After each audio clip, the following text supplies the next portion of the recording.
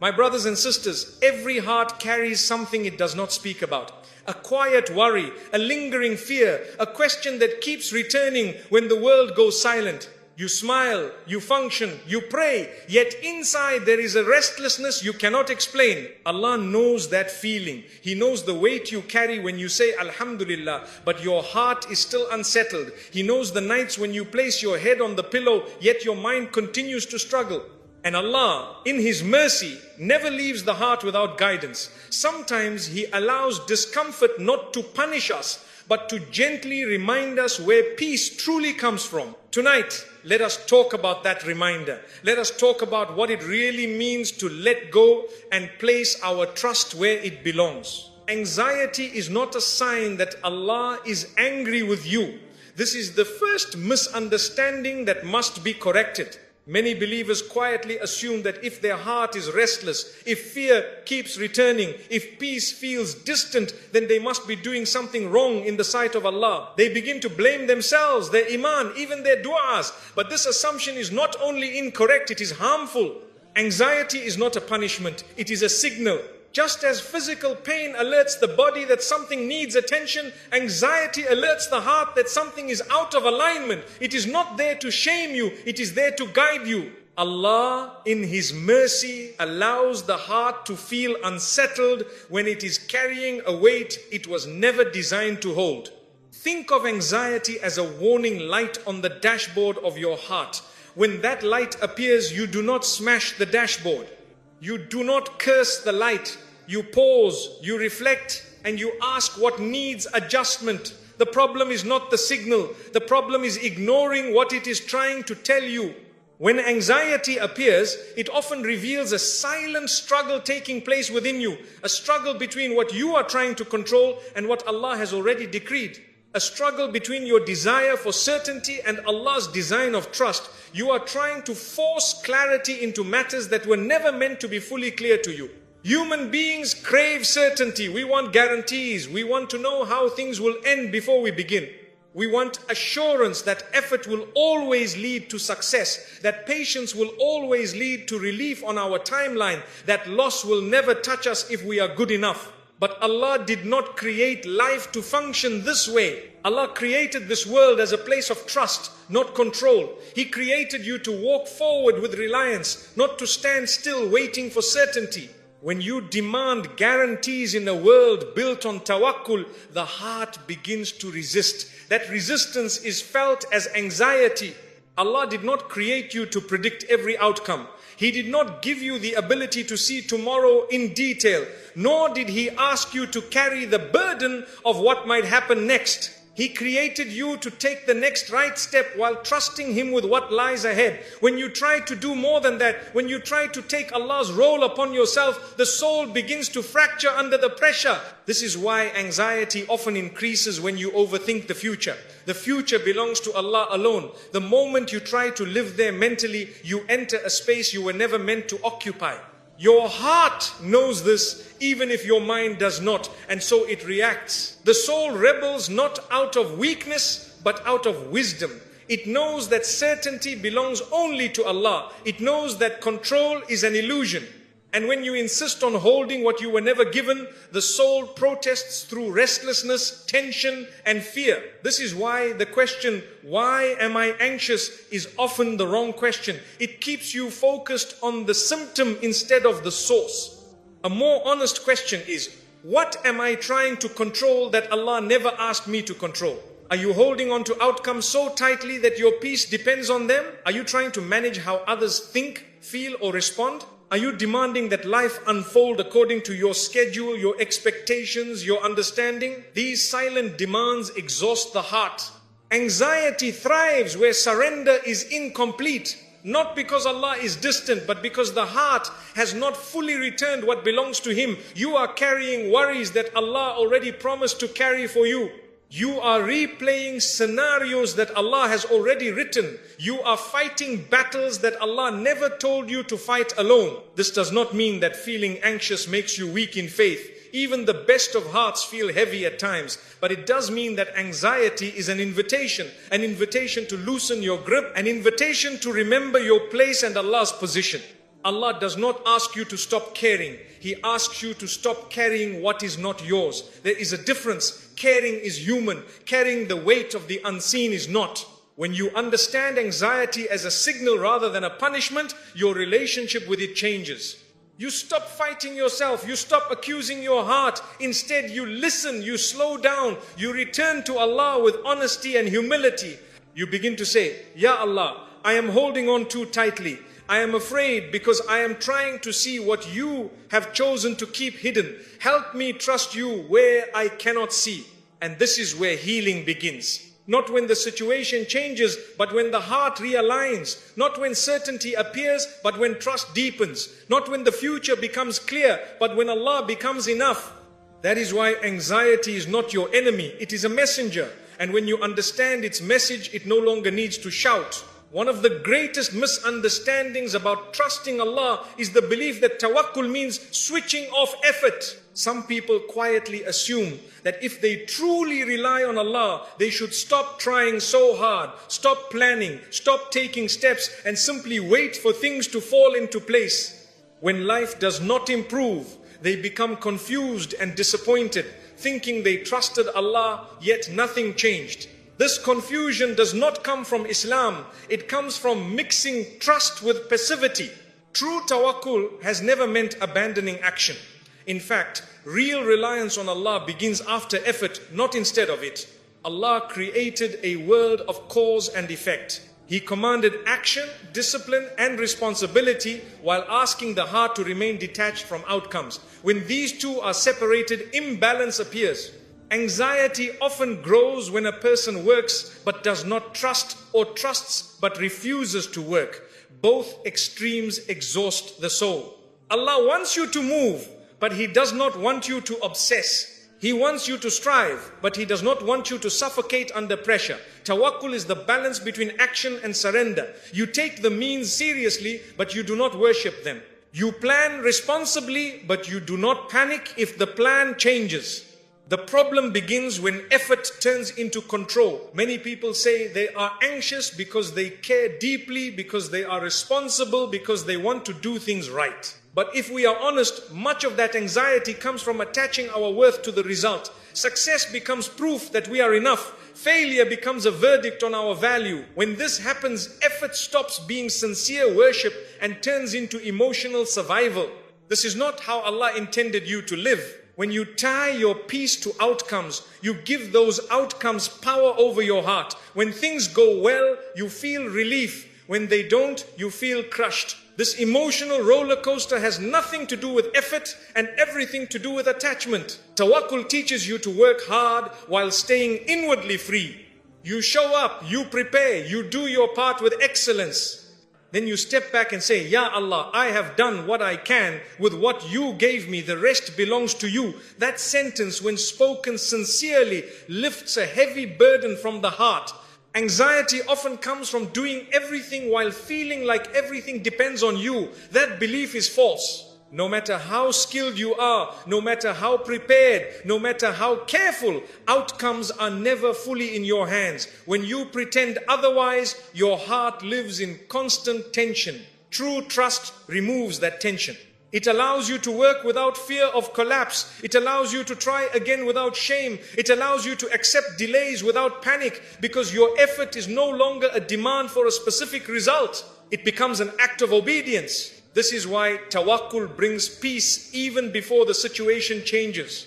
You stop asking, what if this fails? And start asking, did I do my part sincerely? That shift is powerful. It moves your focus from the uncontrollable to the controllable. From fear to responsibility, from outcomes to intention. Allah judges you by your striving, not by how things turn out. When you forget this, anxiety creeps in quietly. You start replaying scenarios. You second guess decisions. You fear outcomes that have not even arrived. Your mind races because your heart is clinging to results it cannot guarantee. But when you understand tawakkul properly, something settles inside you. You still care, but you are no longer desperate. You still hope, but you are no longer terrified. You still plan, but you are no longer imprisoned by the plan. You accept that sometimes Allah closes doors you worked hard to open, not because your effort was wasted, but because your destination was different. And sometimes Allah delays what you want, not to deny you, but to reshape you. This understanding transforms anxiety into patience. It teaches you that effort is worship, not a bargaining tool. You are not working to force Allah's hand. You are working because He asked you to. The results are His choice, not a measure of your worth. And when you live this way, you stop burning yourself out emotionally.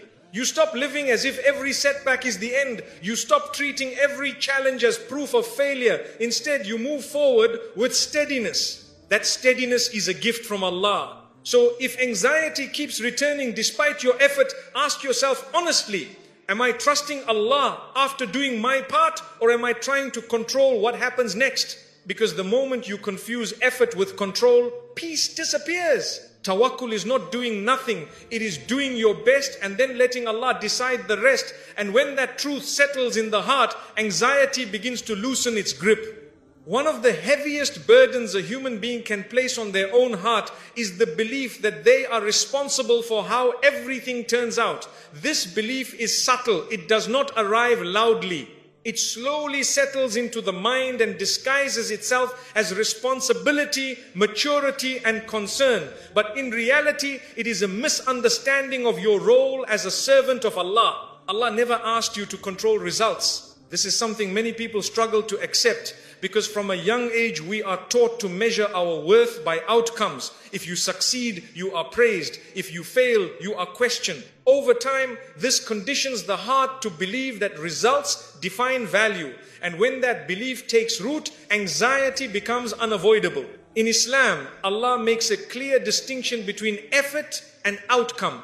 Your responsibility ends where effort ends. Beyond that point, everything belongs to Allah. Yet many people continue carrying the weight of outcomes long after their effort is complete. They replay conversations, they analyze decisions. They punish themselves for things that were never fully in their control. This is not responsibility, this is self-oppression. Allah judges you by your sincerity, not by success. He looks at intention, not perfection. He records effort, not applause.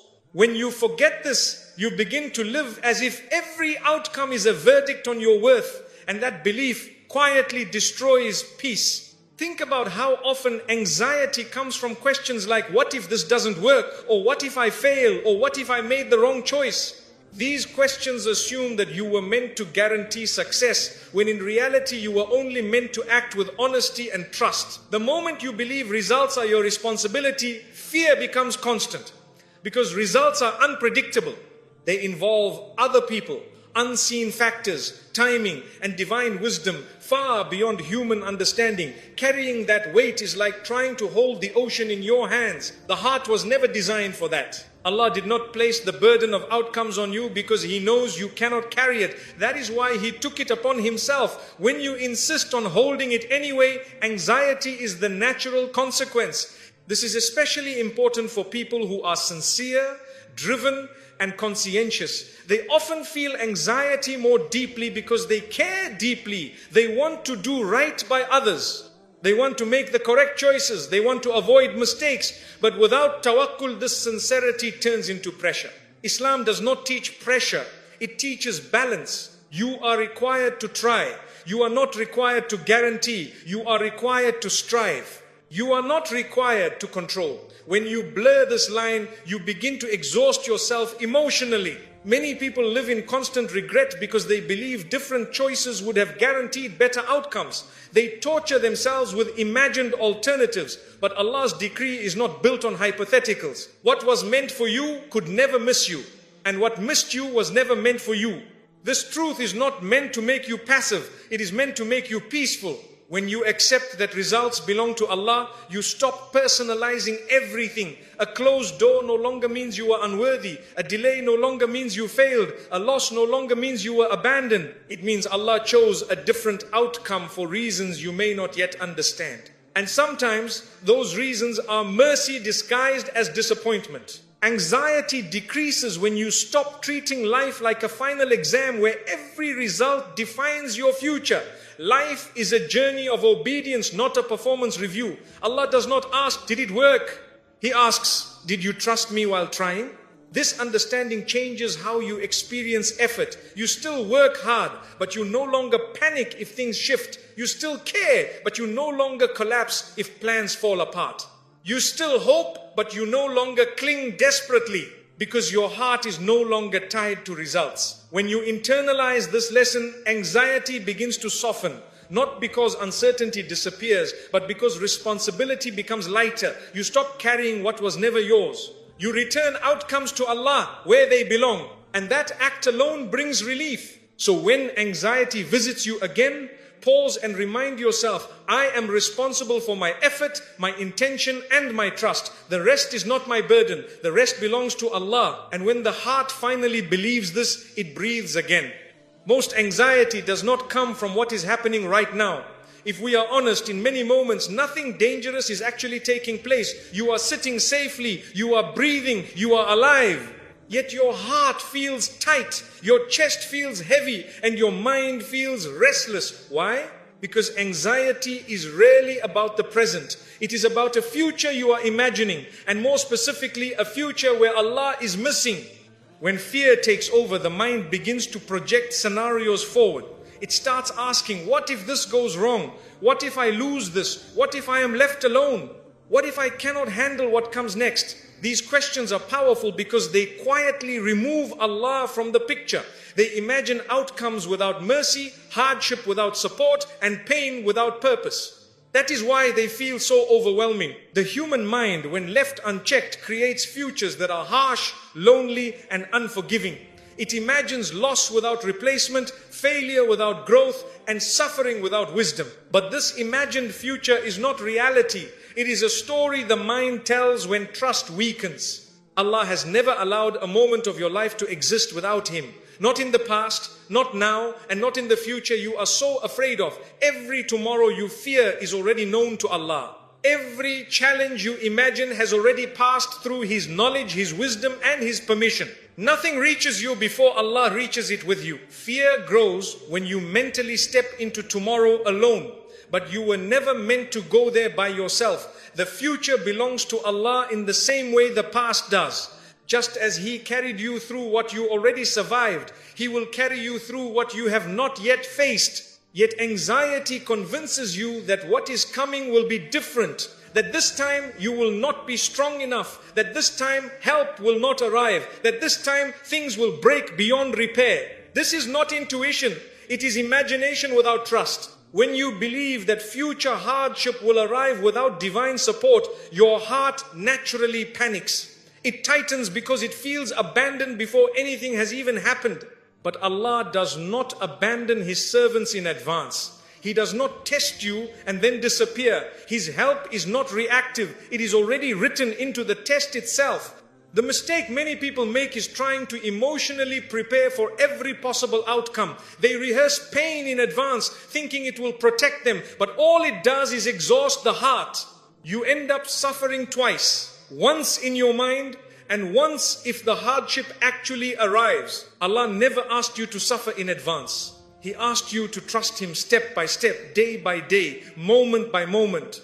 The present moment is where Allah's help is accessed, not in the imagined future. When you stay grounded in now, you remember that Allah is with you, sustaining you, guiding you, and protecting you. When you leave the present and run ahead mentally, you leave that awareness behind.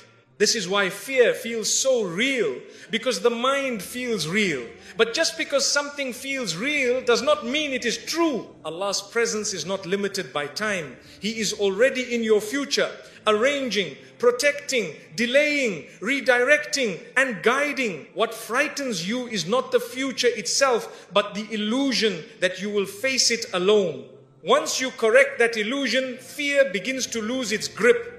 This does not mean you will never feel concern. Concern is human. It keeps you alert and responsible. But fear that paralyzes you, drains you, and steals your peace comes from forgetting who controls tomorrow. When you remember that Allah is already there, waiting, fear softens into trust, anxiety loosens into patience, and uncertainty becomes bearable. You begin to tell yourself, whatever comes next will come with Allah. And that single thought changes everything. So when fear visits your heart, do not argue with it aggressively. Gently remind it of the truth. Remind it that Allah has never failed you before. Remind it that the future you are afraid of is already under His care. You do not need to see how everything will work out. You only need to know who is in charge. And when that settles in the heart, the future no longer feels like a threat. It becomes another place where Allah will meet you just as He always has. Many people think letting go means giving up. They confuse surrender with defeat. They imagine that if they stop holding on so tightly, they will become careless, weak, or irresponsible. This misunderstanding keeps them trapped. They continue gripping what exhausts them, believing that constant tension is a sign of strength or faithfulness. But in Islam, letting go is not weakness. Letting go is worship. When you let go for the sake of Allah, you are not abandoning effort. You are abandoning arrogance. You are not stepping away from responsibility. You are stepping away from the illusion that you were ever in control. And that shift is deeply beloved to Allah. True worship is not limited to prayer, fasting, or charity. Worship also lives in the heart. It lives in the moments where you choose trust over panic, surrender over obsession, and reliance over fear. When you release control and place it in Allah's hands, you are making a powerful statement of faith without speaking a single word. You are saying, Ya Allah, I trust your knowledge over my anxiety. I trust your wisdom over my understanding. I trust your timing over my impatience. That sentence, even when spoken silently, is ibadah. Many hearts are tired not because they lack faith, but because they are fighting Allah's decree while claiming to believe in it. They say Allah is the most wise, yet they resist His choices. They say Allah is the best planner, yet they panic when plans change. This internal contradiction creates constant unrest. Letting go resolves that contradiction. It aligns what you believe with how you live.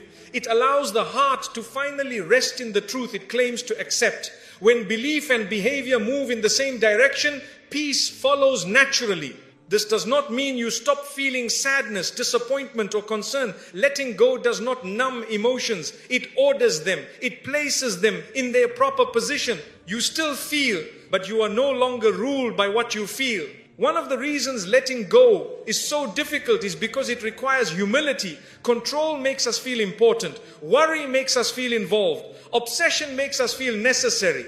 When we let go, we are forced to admit that Allah was sufficient without our constant interference. And the ego resists that truth, but the soul longs for it. The soul knows that it was created to trust, not to manage the universe. It knows that peace does not come from controlling life, but from submitting to the one who controls it. That is why, when you finally let go sincerely, something inside you softens, the tension eases, the constant inner noise quiets. Allah replaces what you release.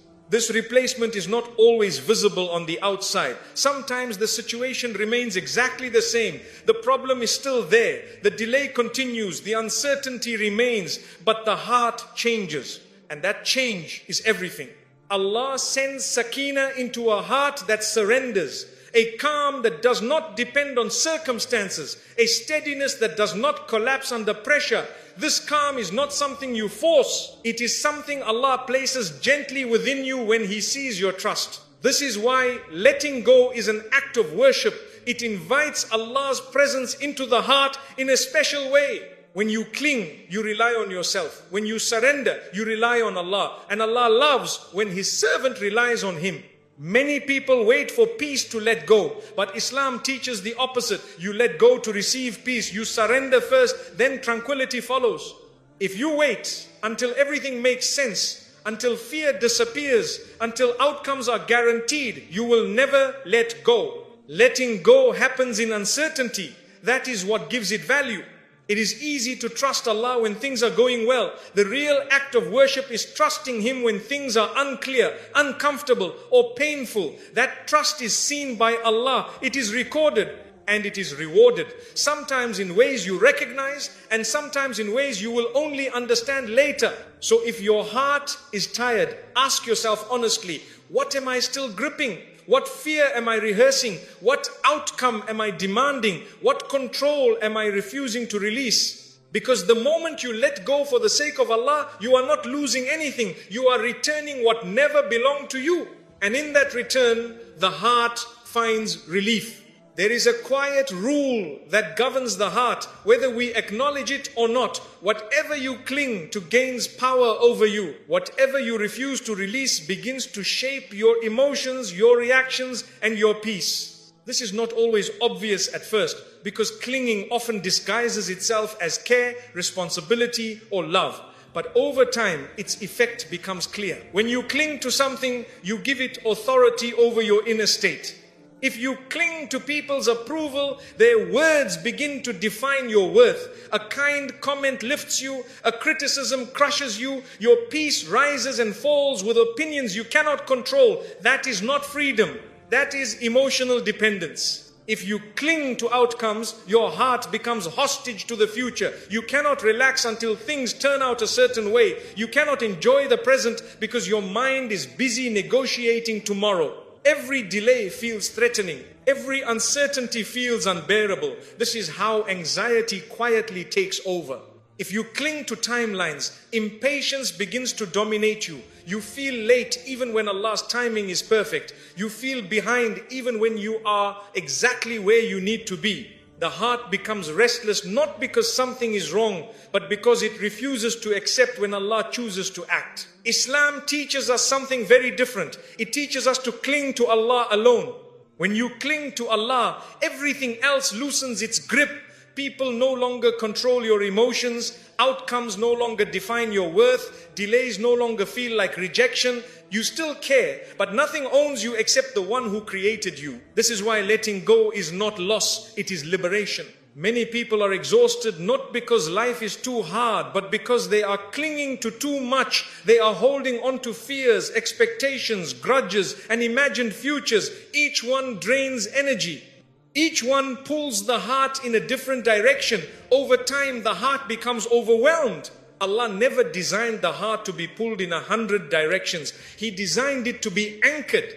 When your heart is anchored to Allah, storms may still come, but they do not carry you away. When your heart is anchored to anything else, even small waves feel destructive. Clinging also affects how you see yourself. When you cling to success, failure feels like humiliation. When you cling to stability, change feels like danger. But when you cling to comfort, growth feels like punishment. The heart resists what it fears losing, even when Allah is trying to move it forward. This resistance creates tension, and tension creates anxiety.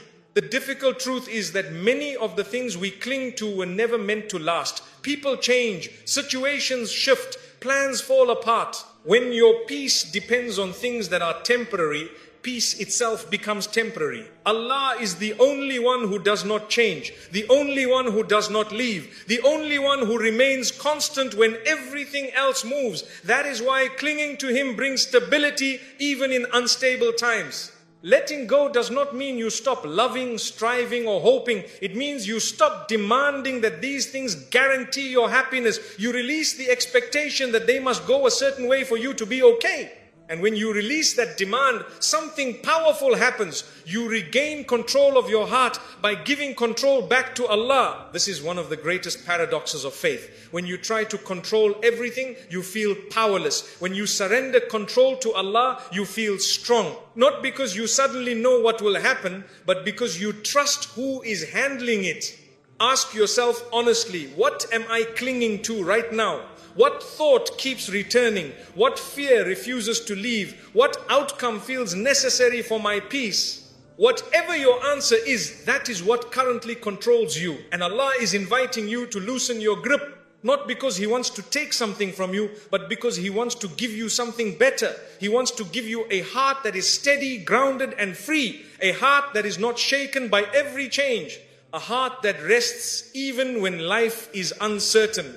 When you let go of what controls you, you make room for Allah to take control. And Allah's control is not harsh. It is gentle, wise, and full of mercy. So do not be afraid to release what you are clinging to. What is truly meant for you will not escape you, and what leaves was never meant to own your peace. There comes a moment in every believer's life when the heart grows tired of struggling. Not tired of effort, but tired of resistance. Tired of replaying the same worries. Tired of trying to force outcomes. Tired of carrying a burden that never seems to get lighter. That moment, though painful, is often the doorway to real peace. Peace does not begin when life becomes easy. It begins when you finally stop fighting what Allah has already written. Many people spend years asking Allah to remove discomfort while holding tightly onto the very control that causes it. They want peace, but they also want certainty. They want relief, but they also want guarantees. They want Allah's help, but only on their terms. This internal conflict keeps the heart restless. True surrender ends that conflict. Surrender does not mean you stop caring about your life. It means you stop arguing with Allah about how it should unfold. It means you accept that your understanding is limited while Allah's wisdom is complete. When the heart accepts this sincerely, it softens. And when it softens, peace begins to enter. At first, surrender feels uncomfortable. The mind resists it. It asks, if I stop worrying, who will make sure things work out? It whispers, if I let go, what if everything falls apart? But these questions come from the illusion that worry was ever protecting you. Worry has never fixed the future. It has only stolen the present. When you surrender, you realize something profound. Life does not collapse when you stop controlling it. In fact, it often becomes lighter. You still take responsibility. You still make decisions. You still face challenges, but you are no longer suffocating under the pressure of needing everything to turn out a certain way. This is where peace begins. Not in the absence of problems, but in the presence of trust. Surrender teaches the heart to say, Ya Allah, I do not see the full picture, but I trust you do. That trust removes the sharp edge of anxiety. It turns fear into patience. It turns uncertainty into acceptance. It turns waiting into worship. Many people think peace will come after answers arrive. But Allah often sends peace before answers. He calms the heart first, then allows events to unfold. Because once the heart is at rest, it can handle whatever comes next. This is why two people can face the same difficulty, yet one is calm and the other is overwhelmed. The difference is not the test. The difference is surrender. A surrendered heart no longer measures life by comfort alone. It understands that growth, wisdom, and closeness to Allah often come through challenge. It stops asking, why is this happening to me? And begins asking, how does Allah want me to respond? That shift changes everything. When you surrender, you stop resisting delays. You stop fighting unanswered questions. You stop demanding immediate clarity. You allow Allah's timing to unfold without panic. And in that allowance, the heart finds space to breathe. Peace is not the removal of uncertainty. It is the acceptance of it with Allah. This kind of peace is quiet. It does not announce itself loudly. It settles gently into the heart. You may still feel moments of concern, but they no longer overwhelm you. You may still feel sadness, but it does not consume you. You may still feel fear, but it does not paralyze you. Because surrender does not erase emotions. It places them under trust. The heart that surrenders understands something deeply. Whatever comes next will come with Allah. Whatever stays will stay by His will. Whatever leaves was never meant to remain forever. And nothing can reach you unless Allah allows it to reach you. When the heart truly believes this, it relaxes. This is the peace Allah promises. Not a life without struggle, but a heart that does not break under struggle. Not a future without uncertainty, but a soul that walks into uncertainty with trust. And this peace does not come from understanding everything. It comes from trusting the one who understands everything. So, if your anxiety has been heavy, if your heart has been restless, if your mind has been loud, perhaps Allah is not asking you to try harder. Perhaps He is asking you to surrender deeper. Not to give up effort, but to give up resistance. Because peace begins not when life obeys you, but when you finally rest in Allah's will. And when that happens, even the storms feel different. The waves may still rise, but the heart remains anchored, calm, steady, and held. That is the peace of surrender. My brothers and sisters, if there is one truth to carry with you after this reminder, let it be this. Your anxiety is not proof that Allah has abandoned you. It is proof that your heart is still trying to carry what was never meant to be carried alone. You were not created to manage outcomes, predict the future, or control the unseen. You were created to trust the one who already holds all of it. When you stop resisting Allah's decree, the heart begins to rest. When you stop arguing with His timing, the soul